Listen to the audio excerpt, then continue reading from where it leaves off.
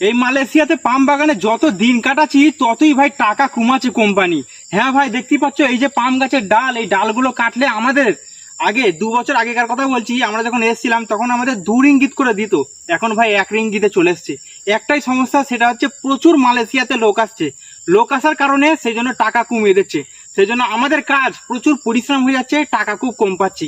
তো আমি আপনাদের দেখাচ্ছি যে এই গাছের ডালগুলো কাটলে কত আমার পরিশ্রম হয়ে যায়, কতটা কষ্ট হয়ে যায়, তারপর আমি 1 রিঙ্গিত পাবো। আর 1 রিঙ্গিত কাজ করলে ইন্ডিয়ান টাকা কত হয় সেটা আমি আজকে আপনাদের বলছি। তো চলুন তাহলে কেটে আমি আপনাদের দেখাচ্ছি।